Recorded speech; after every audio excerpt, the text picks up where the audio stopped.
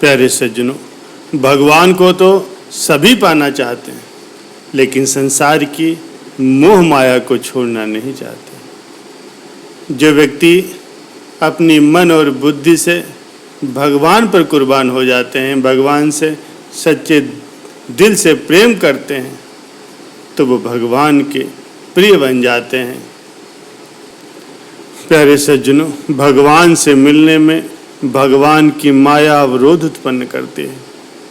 माया भगवान की पहरेदार है जो भगवान से मिलने नहीं देते। जैसे किसी की विश्वास पात्र सेविका हो, किसी मेहमान के आने पर वो सबसे पहले दौड़ करके आती है और किसी अनजान व्यक्ति को अपने घर वालों से मिलने नहीं देती। इसी प्रकार माया भी भगवान से मिलने में बाधक है। लेकिन यदि हम भगवान को सच्चे मन से पुकारें, उनसे सच्चे मन से प्रेम करें, तो भगवान स्वयं ही अपनी इस माया रूपी पहरेदार को हमारे बीच से हटा लेंगे। क्योंकि भगवान अपने भक्त के हृदय की आवाज़ को सुनते हैं। उन्हें अगर प्रेम से आवाज़ दी जाए तो भगवान दौड़े चले आते हैं। भगवान को चाहने वाला ही भगवान को प्राप्त कर सकता है। प्यारे सज्जनों, एक बार एक राजा था। वह बहुत ही न्यायप्रिय और प्रजावत्सल था, बहुत ही धार्मिक स्वभाव का था। वो नित्य ही अपने इष्ट देव की बड़ी श्रद्धा से पूजा पाठ और उनको याद किया करता था। एक दिन इष्ट देव ने प्रसन्न होकर उसे दर्शन दिए और कहा, हे राजन, मैं तुमसे बहुत प्रसन्न हूँ, बोलो तुम्हारी क्या इच्छा है। प्रजा को चाहने वाला वो राजा बोला, भगवान, मेरे पास आपका दिया सब कुछ है। आपकी कृपा से राज्य में सब प्रकार से सुख शांति है। फिर भी मेरी एक इच्छा है कि जैसे आपने मुझे दर्शन दे करके धन्य किया, वैसे ही मेरी सारी प्रजा को भी दर्शन दीजिए। भगवान ने राजा को समझाया, ये संभव नहीं है। लेकिन प्रजा को चाहने वाला वो राजा भगवान से जिद करने लगा। आखिर भगवान को अपने साधक के सामने झुकना पड़ा और वे बोले, ठीक है, कल अपनी सारी प्रजा को उस पहाड़ी के पास लाना, मैं पहाड़ी के ऊपर से उन्हें दर्शन दूंगा। राजा अत्यंत प्रसन्न हुआ और उसने भगवान को धन्यवाद दिया। अगले दिन सारे नगर में ढिंढोरा पिटवा दिया गया कि कल सभी लोग पहाड़ के नीचे मेरे साथ पहुँचे, वहाँ भगवान आपको दर्शन देंगे। दूसरे दिन राजा अपने समस्त प्रजा और स्वजनों को लेकर के पहाड़ी की ओर चलने लगा। चलते चलते रास्ते में एक स्थान पर तांबे के सिक्कों का पहाड़ देखा।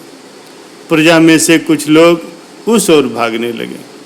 तभी ज्ञानी राजा ने सबको सतर्क किया और कहा कि कोई उस ओर ध्यान न दे, क्योंकि तुम सब भगवान से मिलने जा रहे हो। इन तांबे के सिक्कों के पीछे अपने भाग को लात मत मारो।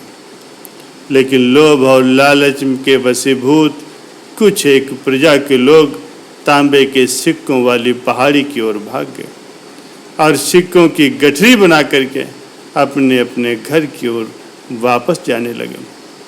वे मन ही मन सोच रहे थे, पहले ये सिक्कों को समेट लूं, भगवान से तो फिर कभी मिल लेंगे। राजा खिन्न मन से आगे बढ़ा। कुछ दूर चलने पर चांदी के सिक्कों का चमचमाता हुआ पहाड़ दिखाई दिया।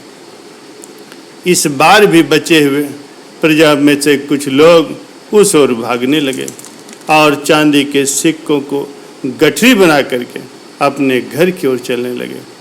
उनके मन में ये विचार चल रहा था कि ऐसा मौका बार बार नहीं मिलता।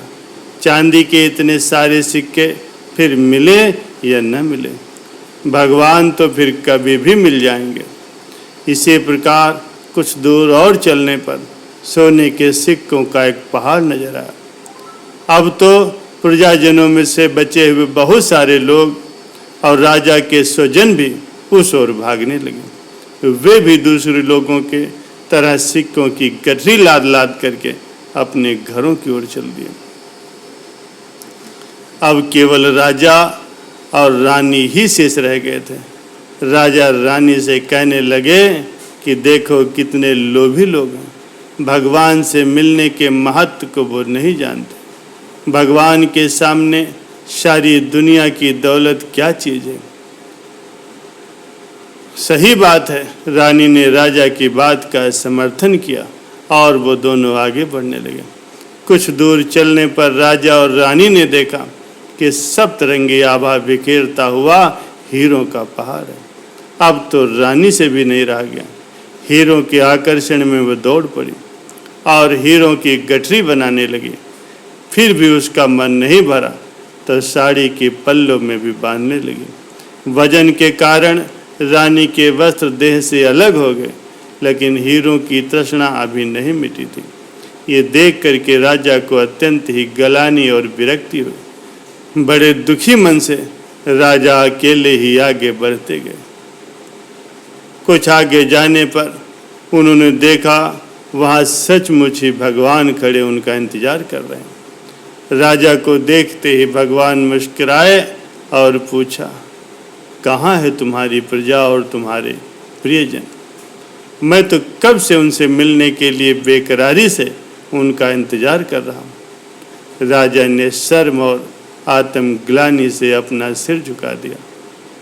तब भगवान ने राजा को समझाया, हे राजन, जो लोग भौतिक सांसारिक प्राप्ति को मुझसे अधिक मानते हैं, उन्हें कभी भी मेरी प्राप्ति नहीं होती और वो मेरे स्नेह और मेरे आशीर्वाद से वंचित हो जाते हैं। प्यारे सज्जनों, भगवान को तो सभी पाना चाहते हैं, लेकिन संसार की मोह माया को छोड़ना नहीं चाहते। जो व्यक्ति अपनी मन और बुद्धि से भगवान पर कुर्बान हो जाते हैं, भगवान से सच्चे दिल से प्रेम करते हैं, तो वो भगवान के प्रिय बन जाते हैं।